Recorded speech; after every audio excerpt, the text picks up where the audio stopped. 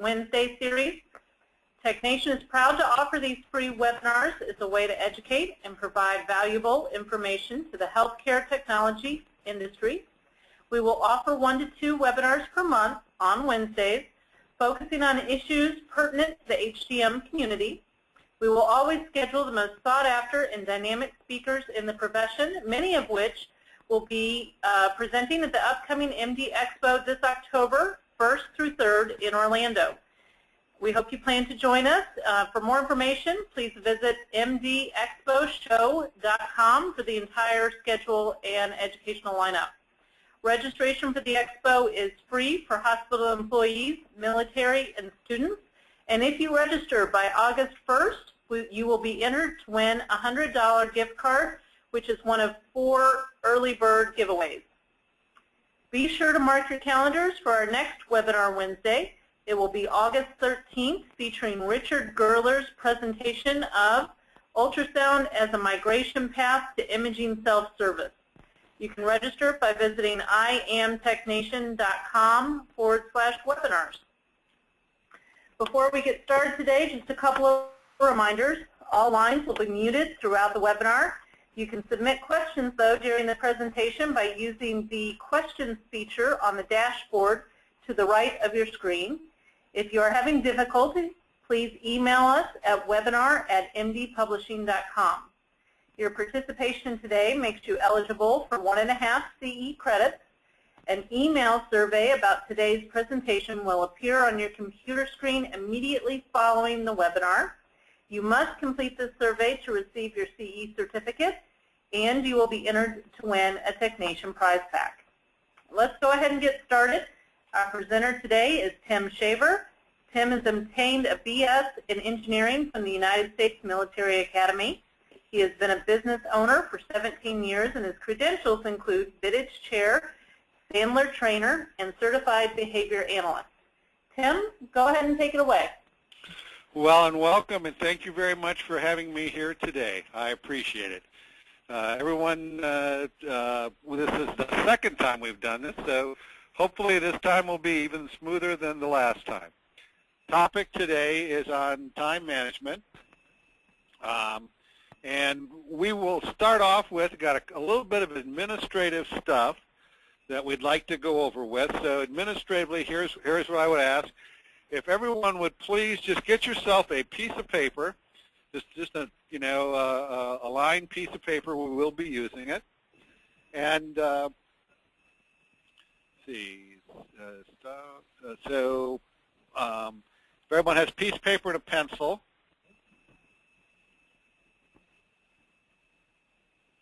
There. Is that better? Okay.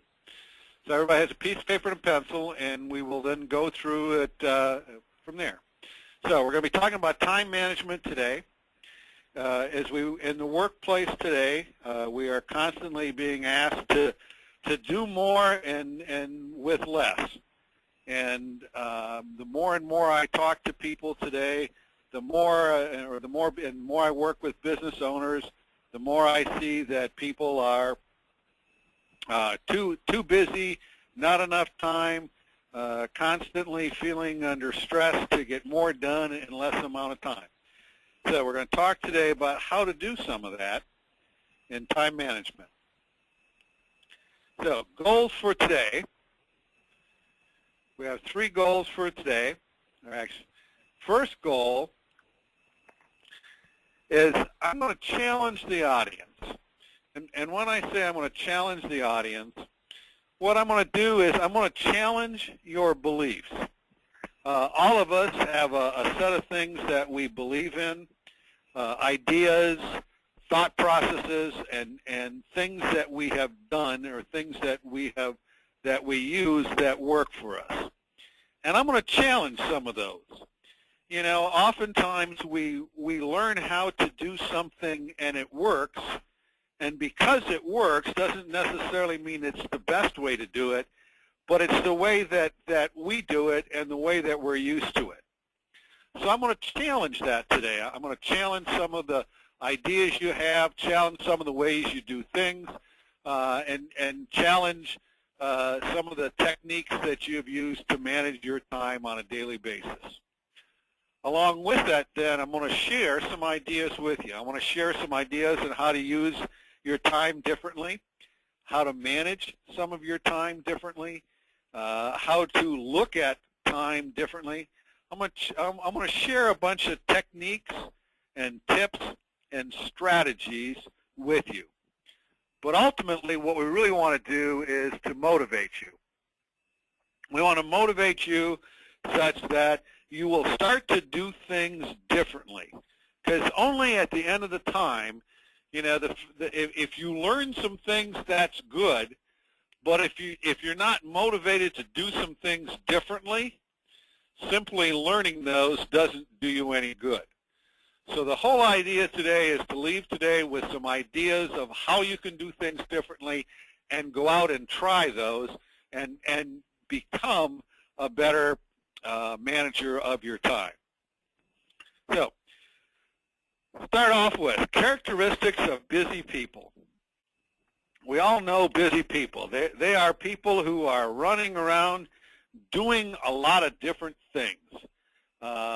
Busy people are constantly behind schedule, constantly can't find stuff that they're looking for, are so busy that at the end of the day they're almost exhausted.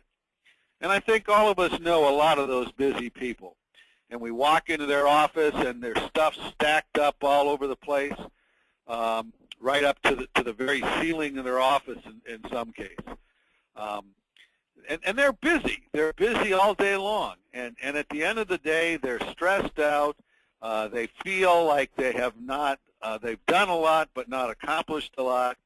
And they tend to then be unhappy with their job, unhappy with what's going on. And they always feel like at the end of the day there's more stuff there than what they started with at the beginning of the day. But they're busy. Next, I'm going to talk about productive people. And the difference between busy people and productive people are busy people are busy doing a lot of stuff.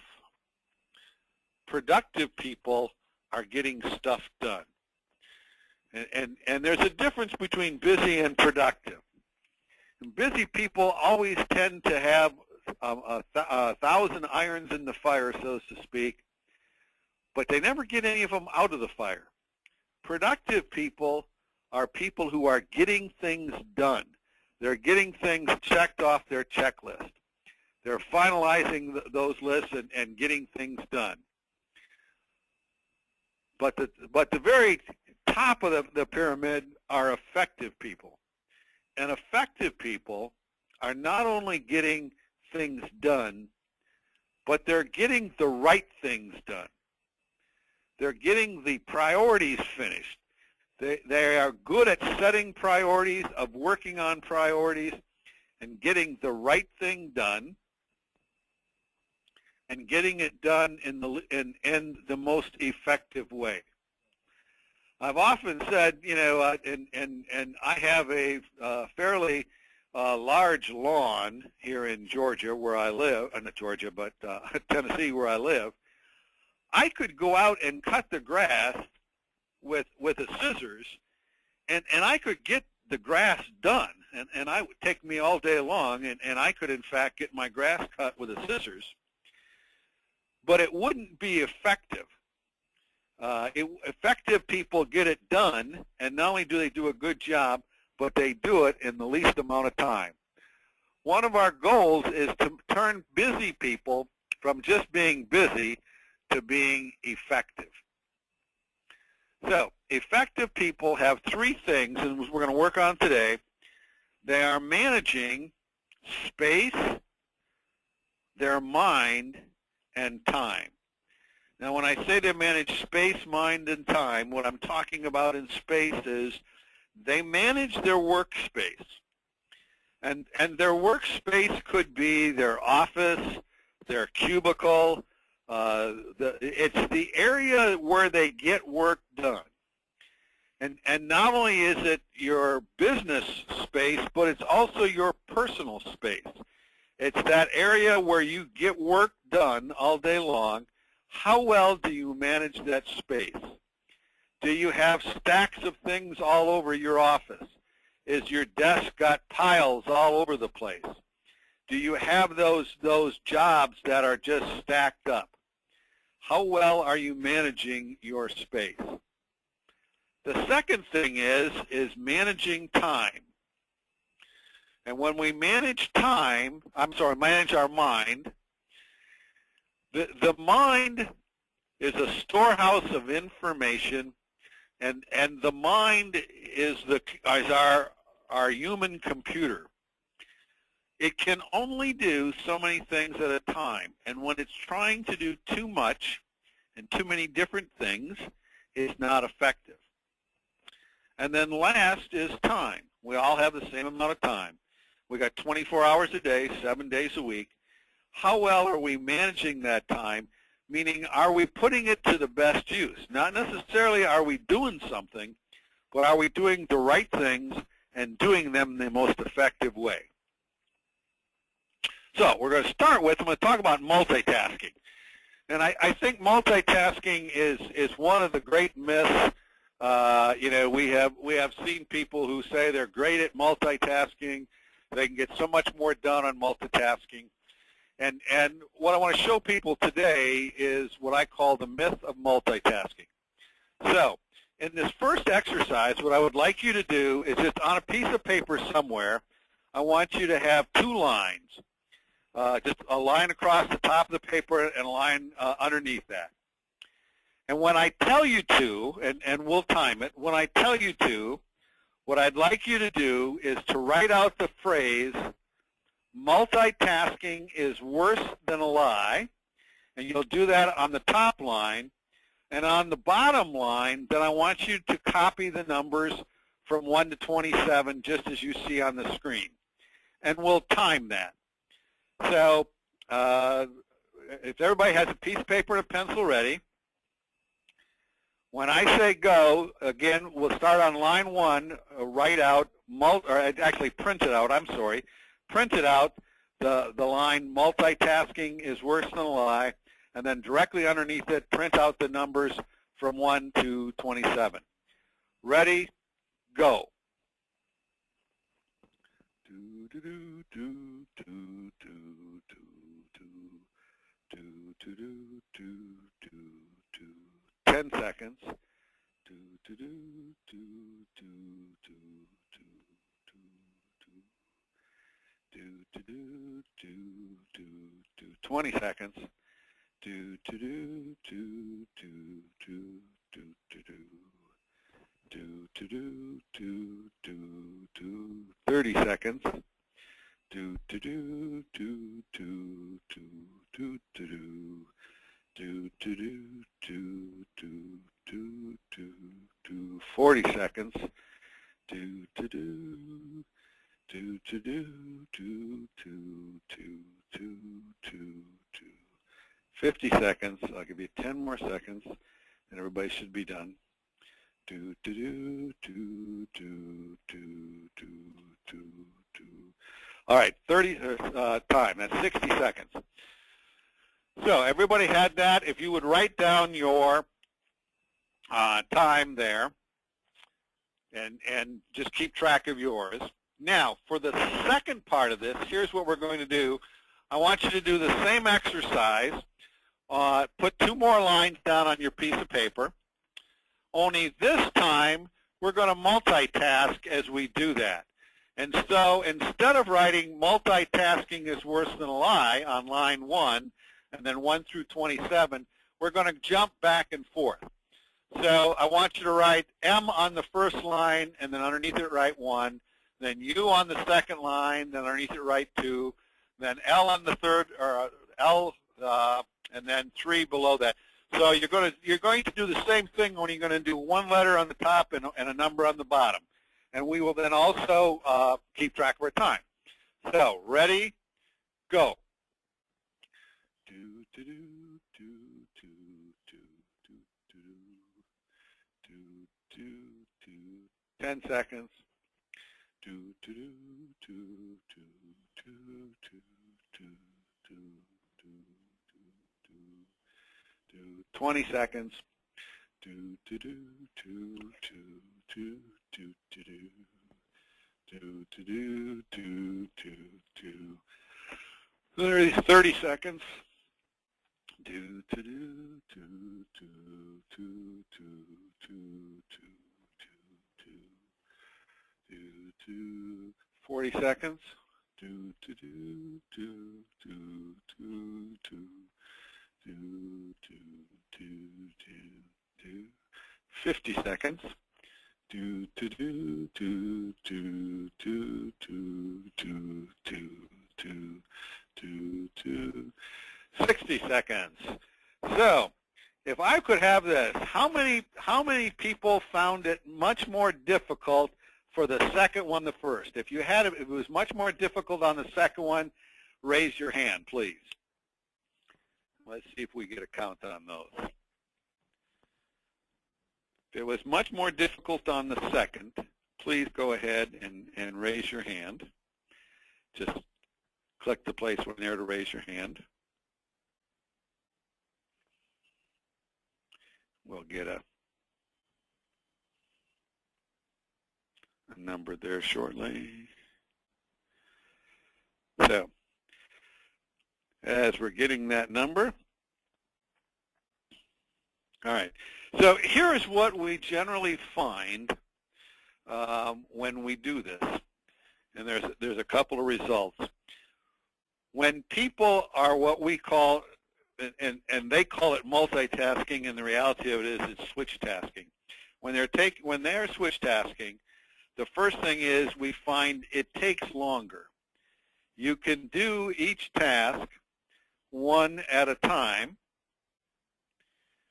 and complete them much faster than you can complete them by switch tasking and jumping from one back to the other.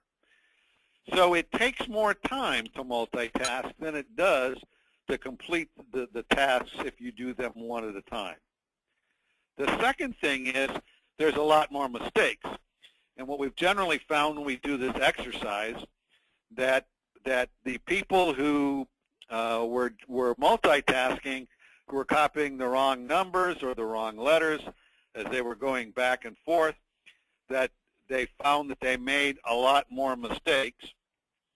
And then the last one is it increases the stress level that people have.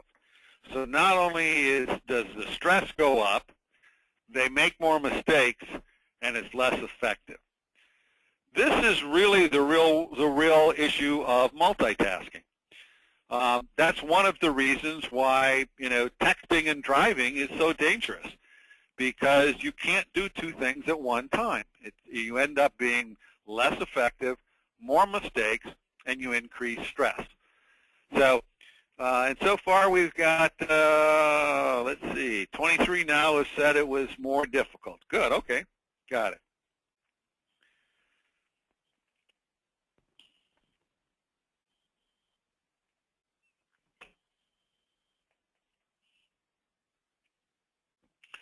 So now I want to talk a little bit about space, and so we're going to switch.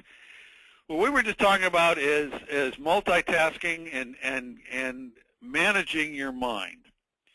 And when I say managing your mind also cannot multitask. You can do one thing at a time, and your mind focuses on that, and then when that is done, it focuses on the other thing.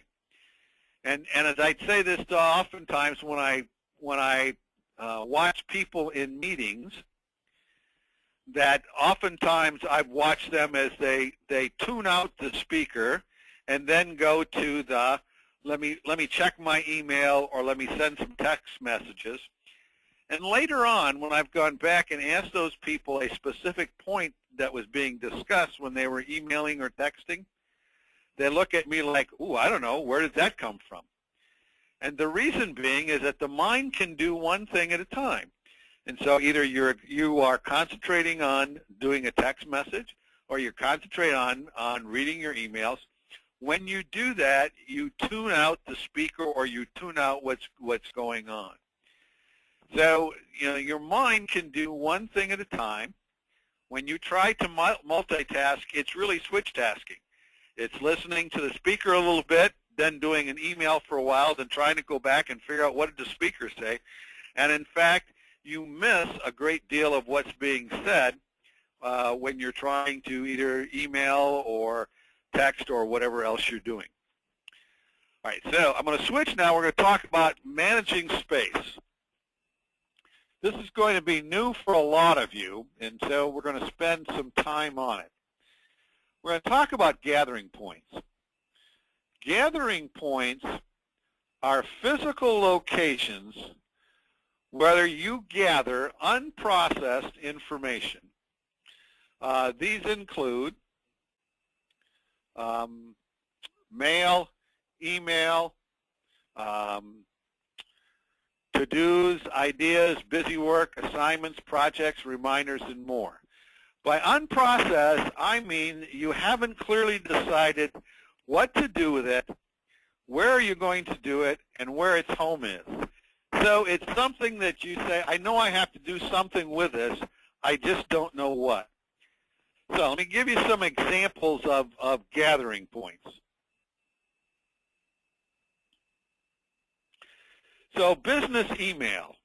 All right, so I get an email and it says, Tim, we're having a convention here in Nashville in September, and we'd like you to consider to be a speaker. Please contact us. So I look at that email and I leave it in my email because I don't know when am I going to call them back. I have to check the dates on some things. I have a list of things that are left to do.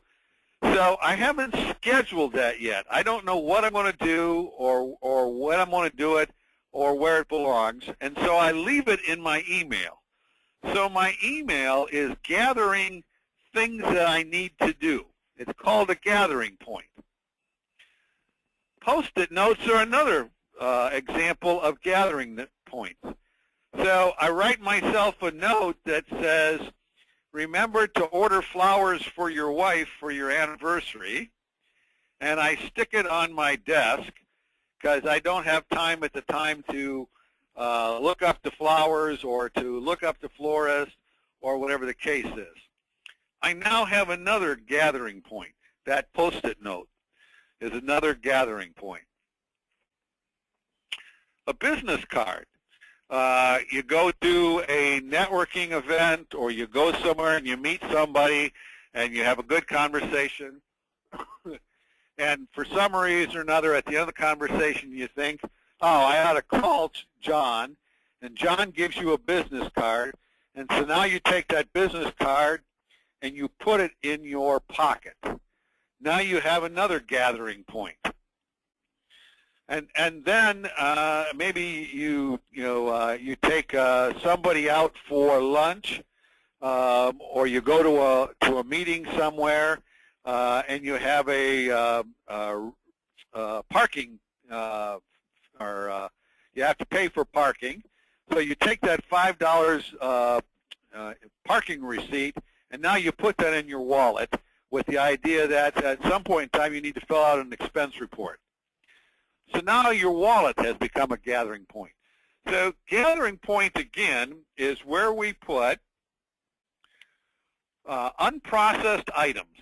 And again, these include mail, email, tasks to do, ideas, busy work, assignments, projects, reminders, and more. And unprocessed means you haven't clearly decided yet what to do with it, when you're going to do it, and where its home is. All right? So the reason why we talk about gathering points is what I want you to do now is we'll make up a list. What are all the gathering points that you have?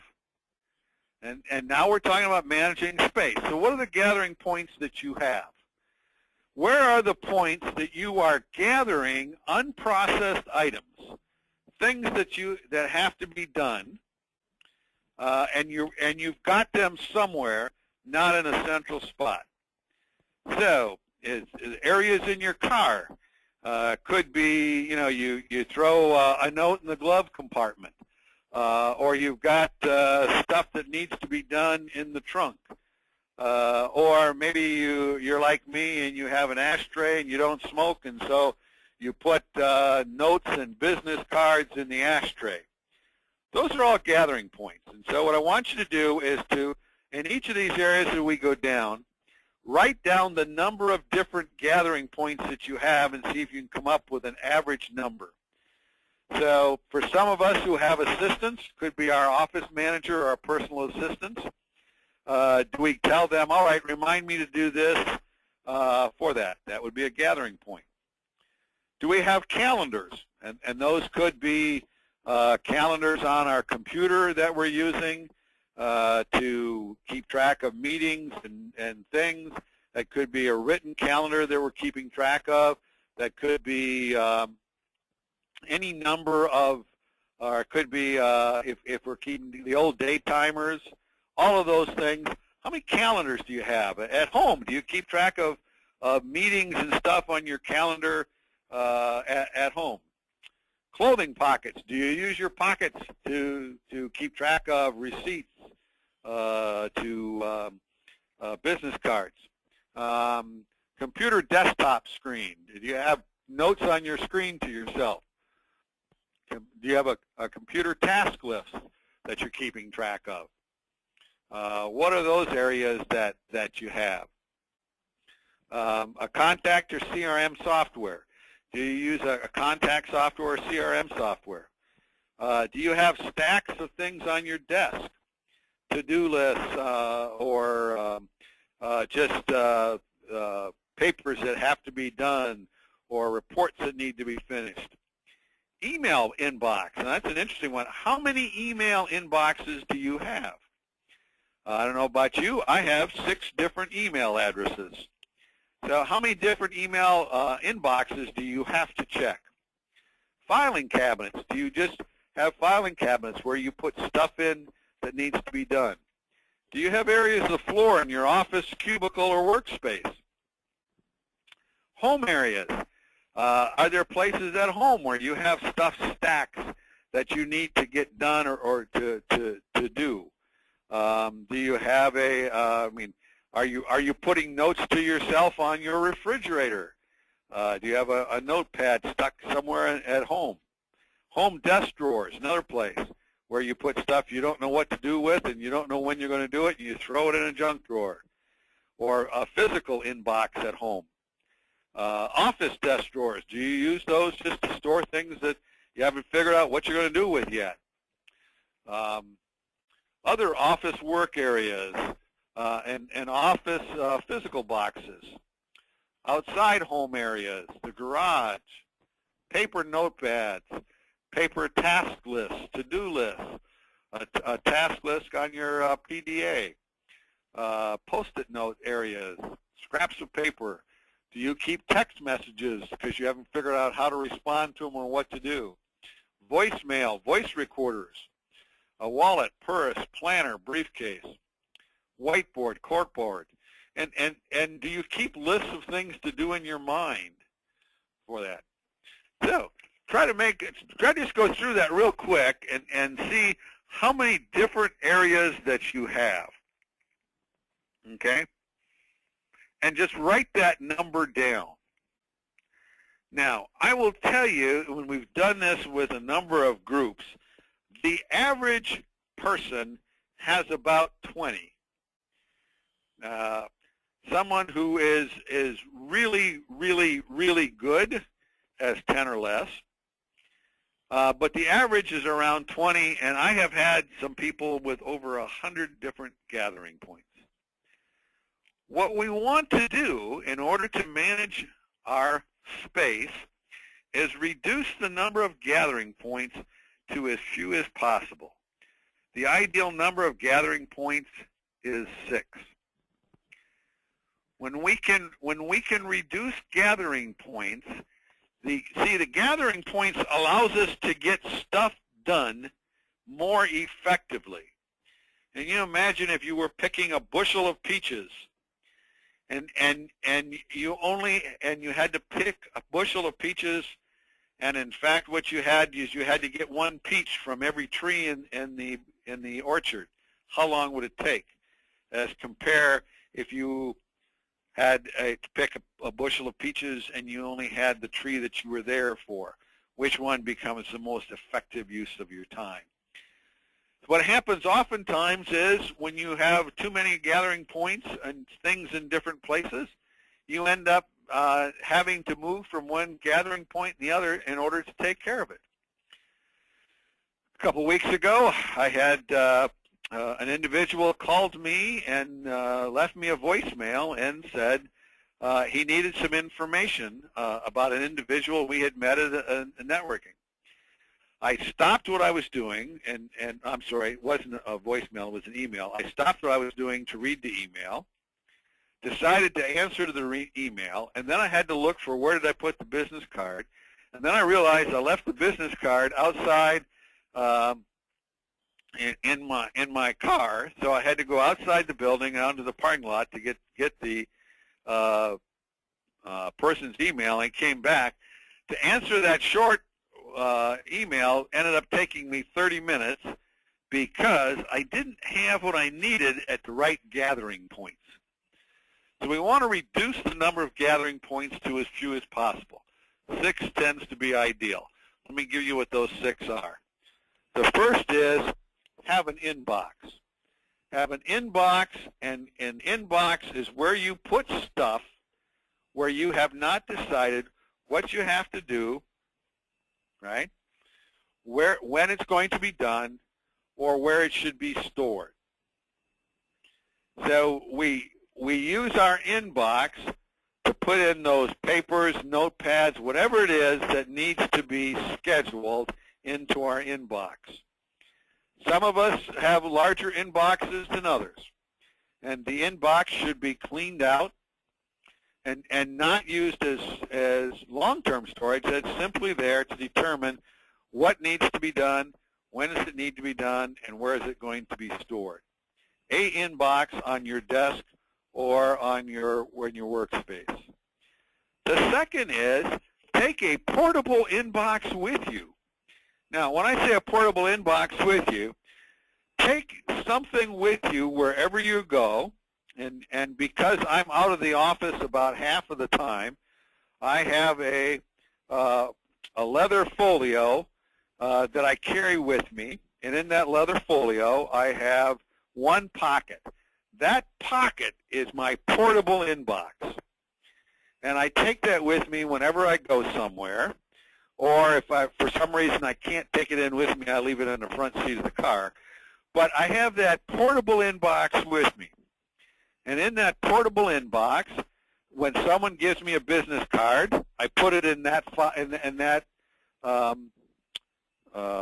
portion of my folio in that compartment. And when I have a receipt that I need to keep track of, I put it in that portion of the folio. I always keep that pocket, and then whenever I get back to the office, I simply take what was in that there and I put it in my inbox. It makes sure that I don't leave business cards in my car, or that I don't leave them at home on a dresser, or when I get ready to do an expense report, that I've got all of my receipts in the right place. So for some women, it may be that you're using a purse, and I say not necessarily a purse, but a pocket in your purse. It's just a place where you can put notes, receipts, business cards, notes to yourself, whatever it is, and you put them in your portable inbox. The third one is an email account. I want to talk a little bit about email.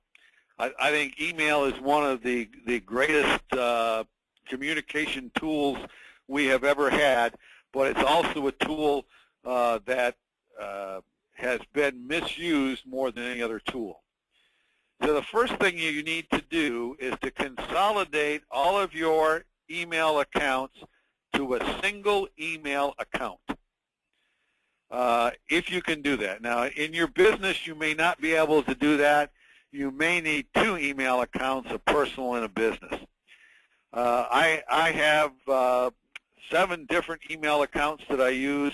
All 7 of them go into a single email inbox, and I get all of my emails in there at one time. So the more that you can funnel those all into one place, I don't have to go from one email box to the other. The second thing is with your email, while we're on that topic, is most of us use Outlook of some sort or something similar to get our email. And Outlook is a fabulous tool to help you organize your time management. But 2 things that happen. One is every time we get an email, we get that ding or that little notification that says you have an email. And when that happens, you stop what you're doing and then you look at it, and you have that little email that then flies across your screen if you're working at your computer. The best thing you can do is turn off the noise notifications and turn off that little flying notification that you have an email. Because what it does is whatever you were working on, whatever you were thinking about, it distracted you, it quit you from, or it stopped you from doing what you were doing, and then it causes you to look at the email, whether it's important or not. Then you have to go back and try to figure out where was I and whatever I was doing and start over again. If you need to check email periodically, set up a time to check it, but turn off those notifications. It will make you much more effective. Also, in email, do not use your email to store long-term tasks. Email is where you haven't decided what to do or when to do it. As soon as you have figured out what to do or when to do it, assign it to the task, put it on your to-do list, whatever you do, and take it off your email. Ideally, you should never have more than about 10 or 15 emails that are old emails in your inbox. And for those people who have hundreds and thousands of emails sitting in their email box, it is nothing more than a drag on your productivity. You're doing 2 things. One is you're constantly trying to find those, and 2, it's almost like it's a message to your mind. I'm behind, I'm behind, I'm behind. It induces stress. Try to keep your inbox down on a daily basis to those 10 or 15 emails. For those, when you're done with what you need to do, delete it. Next is voicemail. And again, if you can reduce your voicemails to 1. I know a lot of people have 3 voicemails. They've got 1 at work, they got 1 on their home phone, and then they have 1 on their cell phone. There's a lot of software and there's a lot of technology out there today where you can get that all to feed into a single voicemail. You have 1 voicemail to listen to, 1 voicemail to respond. And again, you should not have a long list of voicemails. Listen to the voicemails, decide what you're going to do, and then delete them out of there. Now, I understand, and depending on the workspace, where we are and what we do, in some cases we can do that. In some cases we can't. In those places where you can't because your job will not allow it, you may have to have a personal voicemail and a business voicemail. You may have to have a personal email and a business email. But as much as possible, reduce those and consolidate whenever possible. The next thing is a notepad. And a notepad is where you keep your to-do list as things come up until you can transcribe them. So what you're going to do is, and again, on my folio, I have a pocket in my folio where I keep, which is my traveling inbox, and then I have a notepad in there, and I constantly try to keep all of my to-dos out of my mind, because when I'm trying to remember I've got to do this, I got to do that, I got to do this, when I do all of those things, they constantly weigh me down. I forget things that I'm supposed to do. Your mind is not a good gathering spot. So when you come up with those things of something that needs to be done, write it on that notepad for that, and then at the when you get back to the office, simply take that page off, tear it off, and put it in your inbox. And then whenever you can, go through your inbox, get everything off of there, and transcribe that into your time management system. We'll talk about that in just a bit. The last is a personal inbox at home. If you're like me, when I get home, my wife takes my mail, throws it in my inbox. When something happens and there is a note to myself, I throw it on my inbox. I do all that and over the weekend, as things come up, I may throw that in my personal inbox. And then on Monday morning, I take everything off my personal inbox, put it in my portable inbox, take it to work, and throw it in my inbox. So I'm reducing the number of gathering points I can as slow as I possibly can. And again, that allows me to organize my space. When I need to accomplish something, then I know where that is, and it makes me much more effective in getting those things accomplished. Okay, so now let's talk about the principles of time management. First of all, we talk about no multitasking. And as much as I can eliminate multitasking, it makes me more efficient. It reduces the error and reduces stress. We talk about reduced gathering points. We want to slow down the number of gathering points we have. The next one is use a time management system. We'll talk about that in a minute. Assign priorities, sort our list, plan our schedule, and then work our plan. So those are the principles of time management. We've talked a little bit about them. First of all, about no multitasking. Multitasking just makes us inefficient. Next, we've talked about reducing our gathering points. And if initially you can't get it down to 6, simply reducing it will make it more effective. The more you reduce it, the more effective that you will become. Now we're going to talk about using a time management system. Now, in a time management system, what I want is a system where I can handle 4 things. I want to handle my calendar, my contact list, my task list, and then also my email. There are multiple systems out there that will do that. And if I want to go really old core, I can go back to the day timers that are all paper. Now, that does not allow me to manage my email, but it is a system that does handle my contacts, my calendar, and my to-do list. Outlook, and I don't have any stock in Microsoft, so I'm not trying to push Outlook, but Outlook is an excellent system. There's a lot of different systems that are out there. All of them are good systems if you use them. You should use them, again, on my calendar. What I want to be able to put on my calendar is my meetings, my appointments.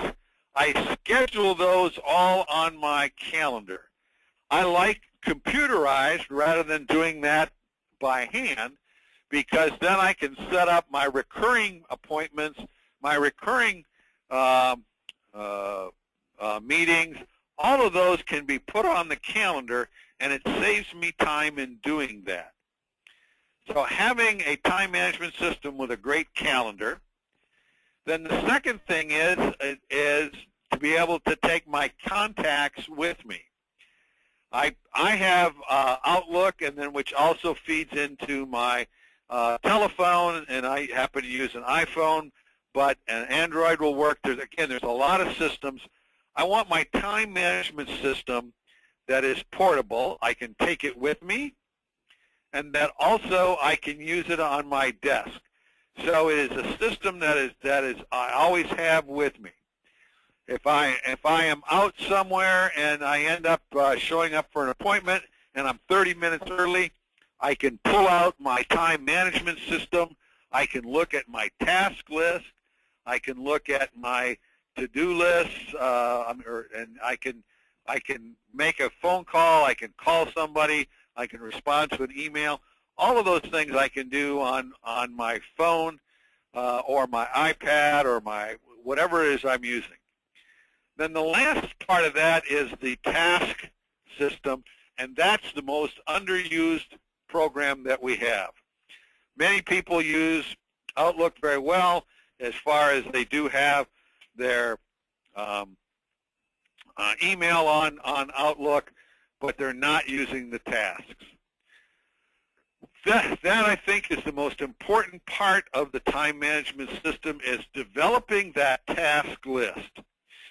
That's where we're taking all of that stuff from our inboxes, from our email, from our voicemail, and putting it on our task list. The most effective way to do that is we put it on our task list, we assign it a priority, and we assign a date to it. And the more effective we become at that, the easier it is to manage it. We take all the tasks out of our mind and put them into our time management system.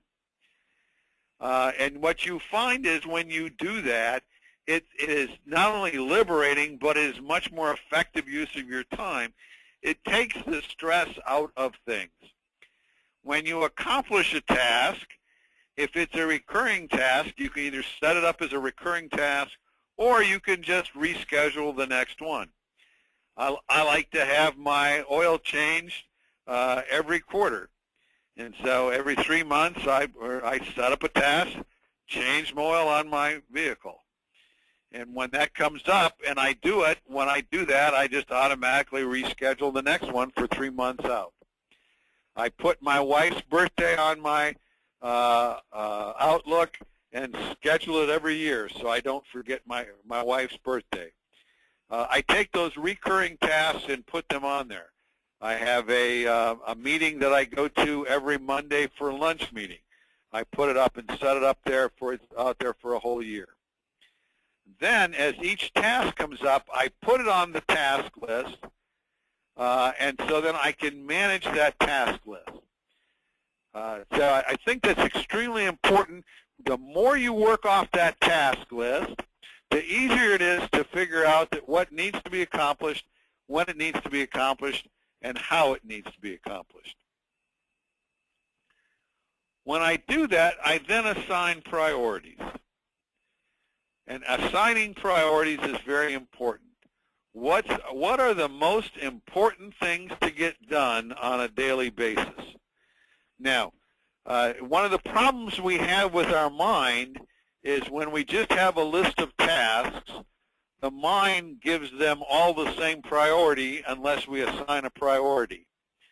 So consequently, whatever is on that list, if we have not prioritized it, has the same weight as far as the mind is concerned. So in regards to getting an important report done that has to get done and getting a haircut, they can both have the same priority until I assign one a 3 and one a 1. Different priority systems, depending on what works for you, but to start with, assign a priority to each task, put dates on the tasks for when they're due. Then, once I do that, I can then start to sort my list. So I'm going through my list and doing the most important things first. And I'm doing that based on dates and priorities. So sorting my list is very important. And then I plan my schedule.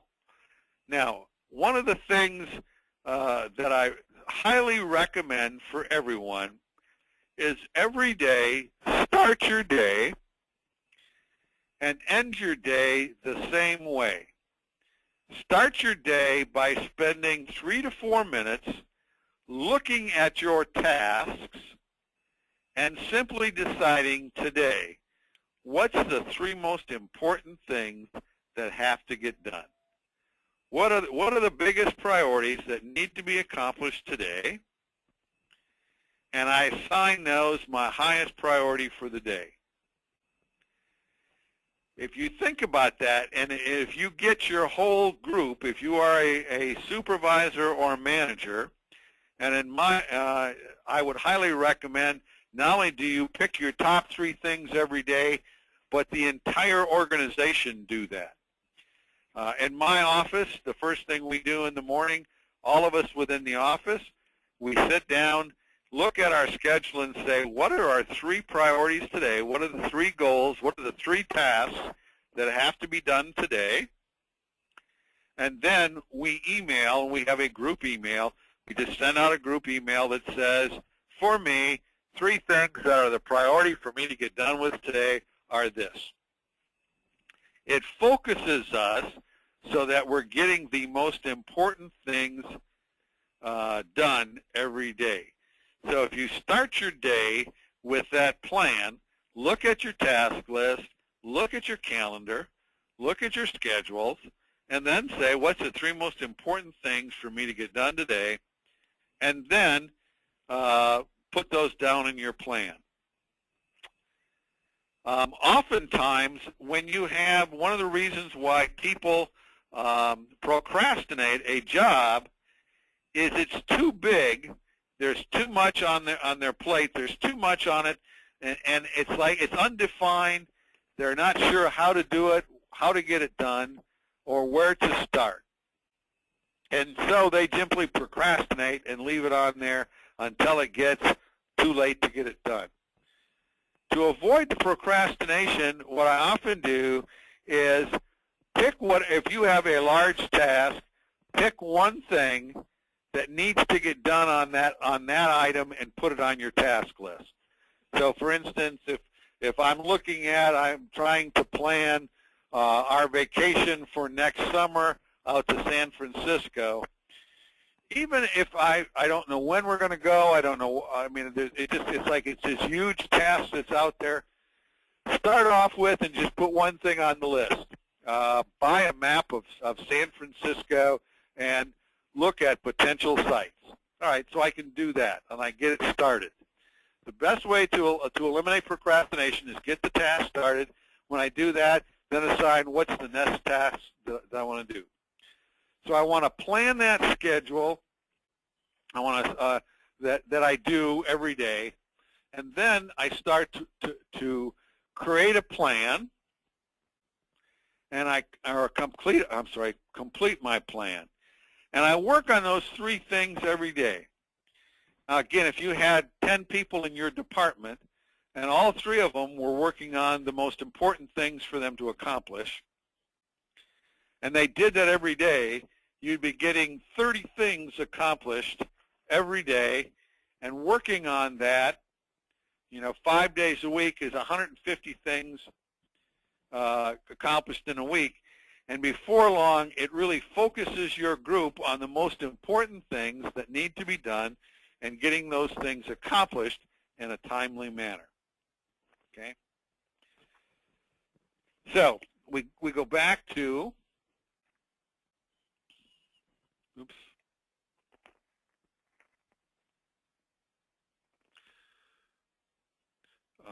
our principles, no multitasking, and reduce your gathering points. Along with that, do not use your mind as a gathering point. A really, really good exercise for people to do, don't have time to do it today, is to start off with and take a piece of paper, just a blank piece of paper, and sit down and start writing as much stuff as you can think of that needs to be done that's not on your to-do list. And simply try to totally purge your mind of everything that is in your mind on your to-do list. And it might take 15 minutes, it might take 30 minutes.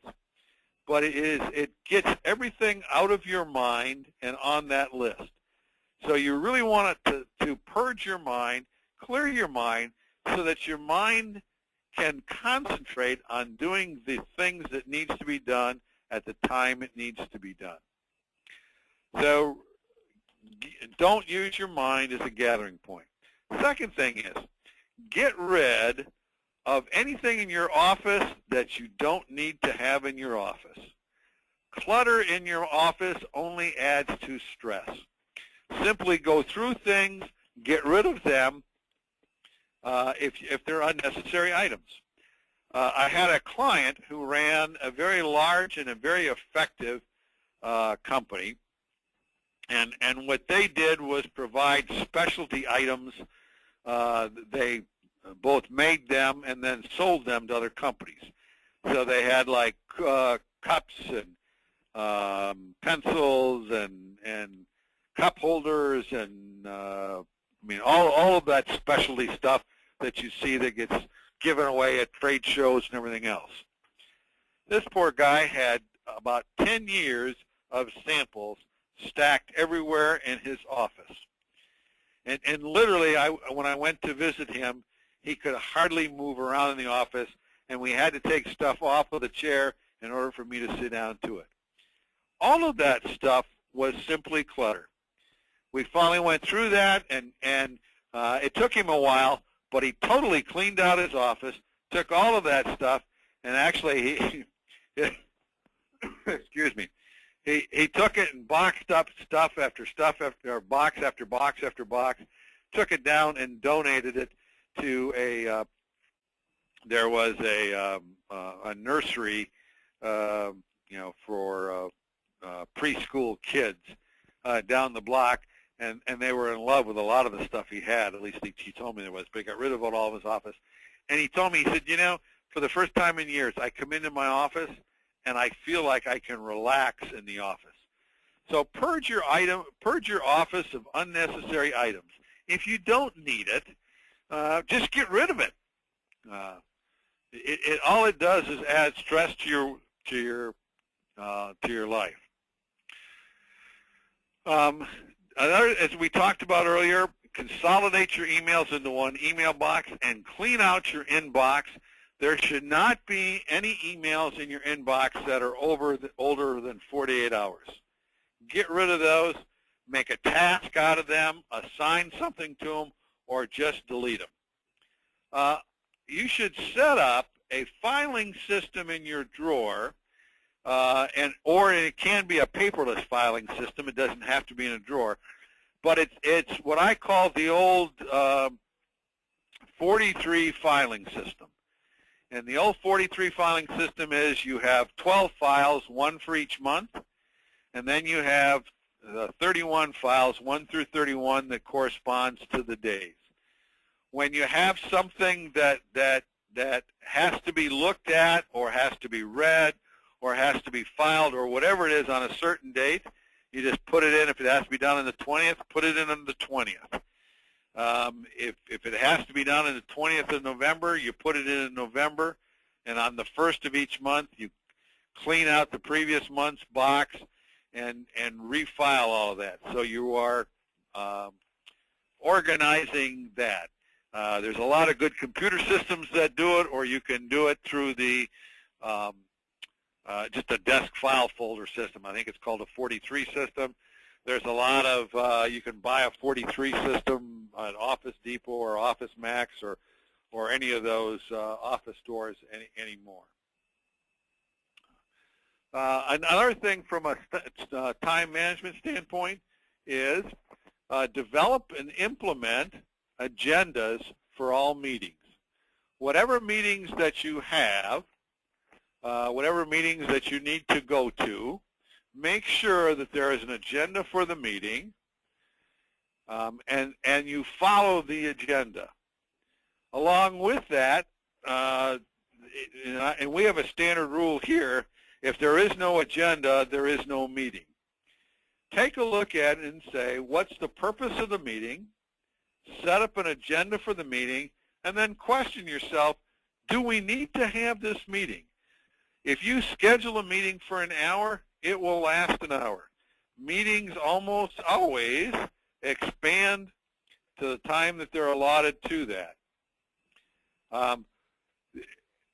You can save a lot of time that is wasted where you are simply spending your time sitting in meetings that are non-productive. If you go around the room, figure out, of a typical person, if you have, or typical meeting, if you have 10 or 11 people, how much is that meeting costing you per hour? Is it worth it? Is it getting done?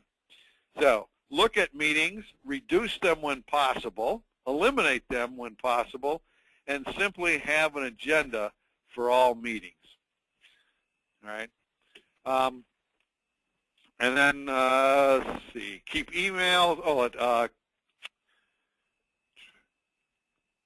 At the end of each day, the last thing that you should do each day is simply spend a couple minutes, put stuff away.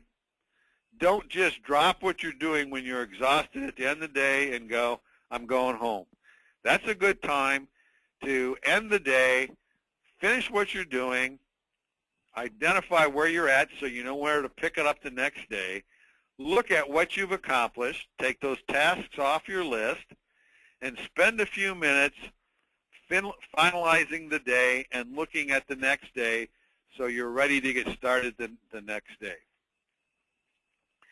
All right, as we finish this out, go back to my, that just about completes the major areas that I wanted to. I think let's go ahead and open this up for questions.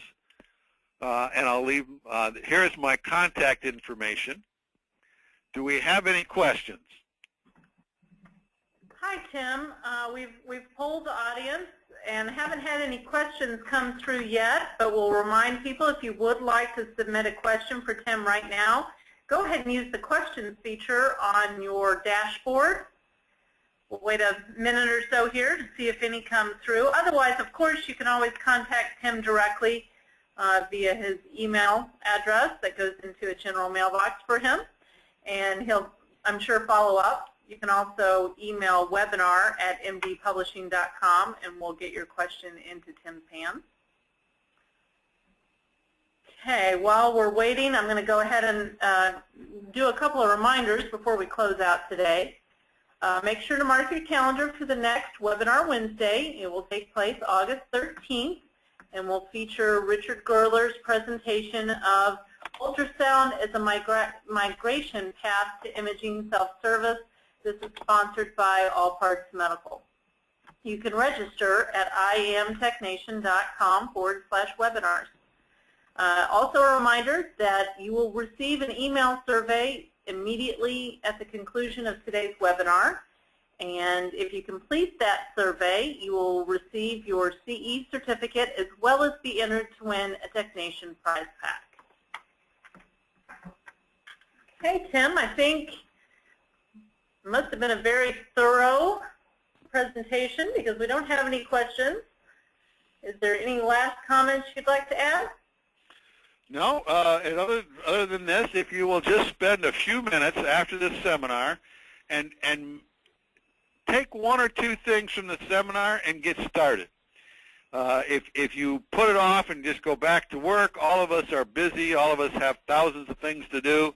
You'll just go back to work, and pretty soon, in a day or two, the seminar will just be one more passing event that was good information but didn't get utilized. Take a couple things that you really want to do, that you really want to start with, and go out and put together your list of when you're going to make it happen and start to do things differently so that it will make a difference for you. With that, I thank you all very much for the opportunity to spend some time with you and to be here today. So thank you. Thank you, Tim, and we hope you'll all join us the next Webinar Wednesday. Have a great day.